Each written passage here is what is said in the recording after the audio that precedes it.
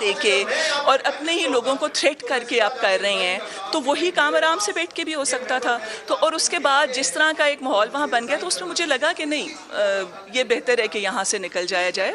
اور یہاں پہ فرینڈز ہیں سارے ہمارے کولیگز ہیں, بھائی ہیں, کچھ بہنیں ہیں اور ساتھ یہ کہ بڑا ویل مینٹینڈ بھی ہے سندھ ہاؤس اور بڑا اچھا ماحول بھی ہے. خواتین MNAs PTI سے یہاں آپ کے علاوہ اور کتنی ہیں؟ جی اور بھی ہیں. کتنی؟ ابھی شاید وہ خود اگر بتانا چاہیں تو اور بات ہے. ہاں 3 فیمیل MNAs PTI کی یہاں موجود ہیں. جی جی جی. کچھ ایسا ہے کہ تحریک انصاف سے مایوسی ہو گئی ہے, خفا ہو گئی؟ تحریک دیکھیں پرسنل کسی کی بھی کوئی ڈسکنٹنٹ نہیں ہے. یہاں پہ کوئی ایسا بندہ نہیں ہے جس کو کوئی ذاتی کوئی تکلیف ہو, کوئی ایسا کوئی مسئلہ ہو. لیکن مجھے سے لوگ PTI جنہوں نے جوائن کی بہت بڑے بڑے خواب لے کر کہ ہم کوئی نیا پاکستان بن رہا ہے, ہم اس کے اندر کیا کر لیں گے, لیکن بہت بہت بہت ڈسلوژنڈ ہوئے ہیں.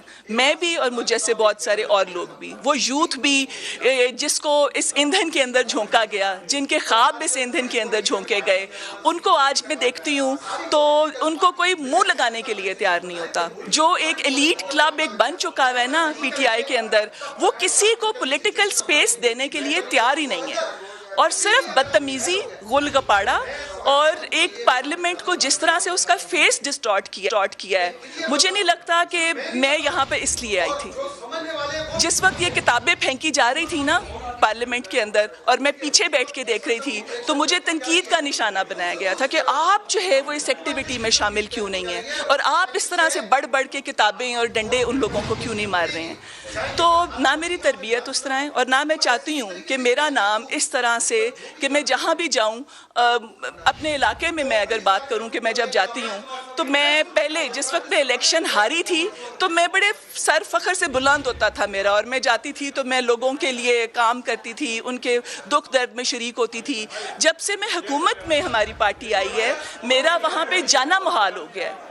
مجھے وہاں پہ لوگوں کے ساتھ بیٹھ کے بات کرنا, کیونکہ جو بھی ہے وہ مجھ سے یہی پوچھ رہا ہے کہ ہماری تو 2 وقت کی روٹی پوری نہیں ہوتی, یہاں پہ بے روزگاری جتنی ہے ہم اس کا کیا کریں. تو وجیہہ ووٹ کس کو ڈالیں گے, یہ بھی تو امپورٹنٹ کوسچن. جی اس وقت جو حالات ہیں اس کے اندر ووٹ جو ہے وہ ہم سوچ سمجھ کے ڈالیں گے, اور جس کو بھی ڈالیں گے وہ یہ حالات دیکھ کر ڈالیں گے. ابھی اس کا کوئی فیصلہ نہیں کیا, اور یہ ووٹ جو ہے یہ میرا آئینی حق ہے. کانسٹیٹیوشن مجھے یہ رائٹ دیتا ہے, اور میں اس کے حق کا اپنے ضمیر کے مطابق فیصلہ کروں گی. اور میں یہ دیکھوں گی کہ یہاں پہ یہ جو حلفاً میں یہ بات کہہ سکتی ہوں کہ جو یہ اڑائی جا رہی ہیں کہ نوٹوں کی بوریاں کھل گئیں, یہاں پہ پتہ نہیں کون سی ڈیلز ہو رہی ہیں, یہاں پر صرف وہ لوگ مجبوری سے اور وہ اس طرح کے موجود ہیں کہ جو اس وقت اپنے حلقوں میں جا کے اپنی شکل دکھانے کے قابل نہیں رہے ہوئے ہیں. کوئی بوری نہیں ملی آپ کو نوٹوں؟ ہاں جی ضرور, بوری جو ہے نا وہ جو ہم سنے رہے ہیں ٹی وی پہ کہ کوئی بوریوں کے منہ بھی کھلے ہوئے ہیں, لیکن یہ بڑی ریڈیکولس بات ہے اور یہ بہت غلط بات ہے اس طرح کے الزام اور بہتان لگانا, اور میں کنڈیم کرتی ہوں اس کو. بہت شکریہ وجیہہ بی بی. وجیہہ قمر MNA پاکستان تحریک انصاف. پاکستان تحریک انصاف کی MNA وجیہہ کہہ رہی تھیں, بہت خواب لے کر آئی تھی. میرے ساتھ اور خواتین بھی شامل ہیں. جس روز پارلیمنٹ میں کتابیں اچھالی جا رہی تھیں, پھاڑی جا رہی تھیں, اور ساری کی ساری پارلیمنٹ کی جو روایات ہیں ان کو پامال کیا جا رہا تھا, اس روز بہت ٹوٹ گئی تھی, اس روز بہت افسوس ہوا تھا.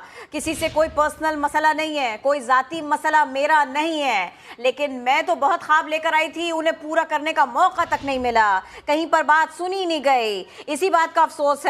اور بوری کھلی ہوئی پیسوں کی دیکھی یا نہیں؟ انہوں نے کہا کہ نہیں. یہ افسوسناک ہے, قابل مذمت ہے. ایسا کہنا انتہائی افسوسناک ہے.